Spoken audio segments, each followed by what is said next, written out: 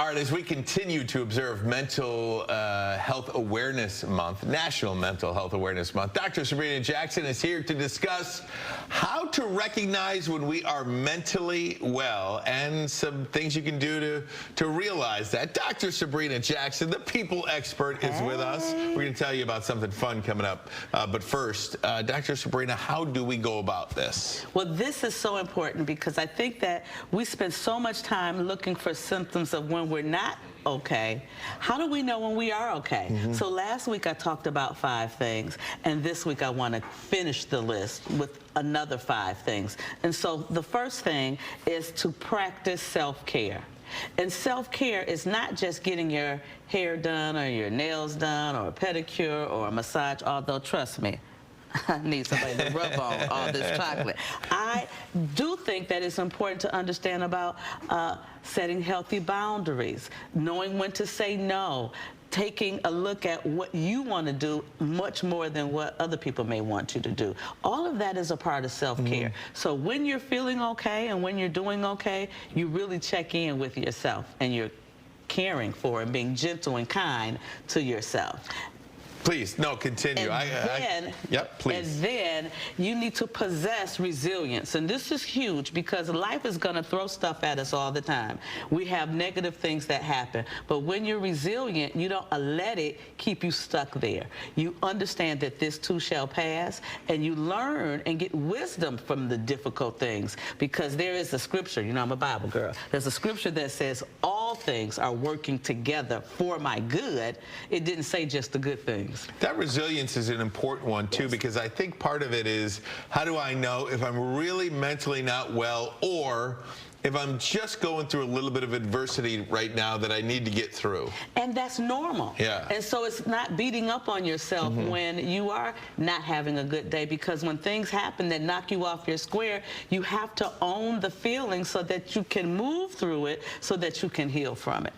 And so next we want to make sure that we're partaking of things that we enjoy and really knowing what you enjoy. Sometimes we do things for everyone else and we don't do anything that we enjoy. So I always say look for things that make you smile, that make you giggle, for you.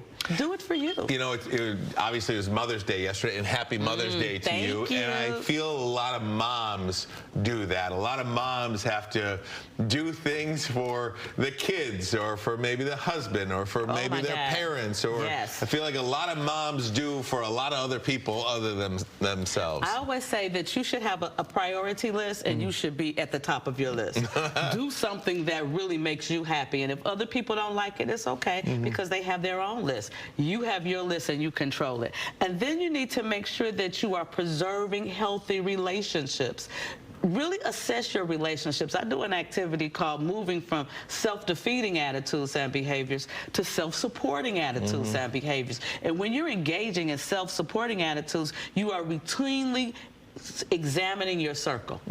So somebody might have been in my circle last year, but then they did some things that they no longer in my circle. Right. And it's my circle, so I determine. But what we can't do is to beat up on them and be mean to them, because when we are mean is coming back to us. That's right. So we have to be kind. And so if you lose interest in what they have interest in, they'll soon lose interest in you. It's just important. Makes sense. And then lastly is that you have good coping strategies.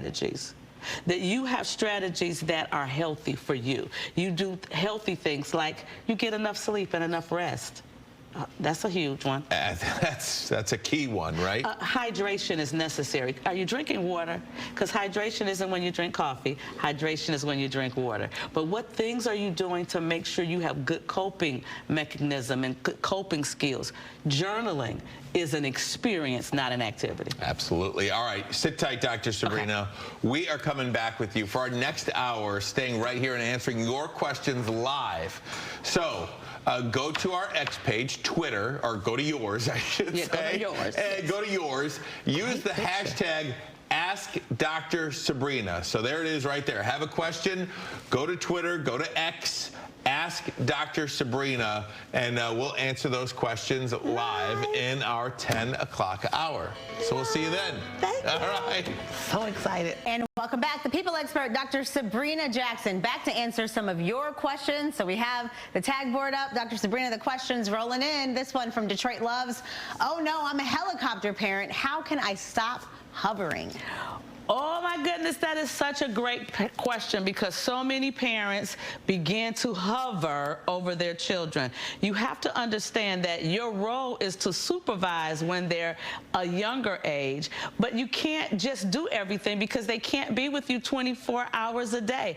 They need time to mesh with their peers, to learn from their teachers, and then you can take that time to do things for yourself, to focus on yourself. It is much easier to not hover when you have a different focus. Don't have 100% of your focus just your children. You are a full person, a full adult. Have other areas of attention that you give. Got it. Love that. All right. One more from Detroit Loves. I'm on social media a lot. I have all the apps on my phone. I find myself comparing myself to everyone else and their lives, and then I feel like I'm missing out.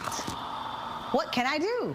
Oh my goodness, this is so huge, because too often people really are comparing themselves to others. But you need to understand that the outside voice should not be louder than your inside voice. You need to make sure you are doing the things that bring you joy, that you're comparing yourself to what you want to do.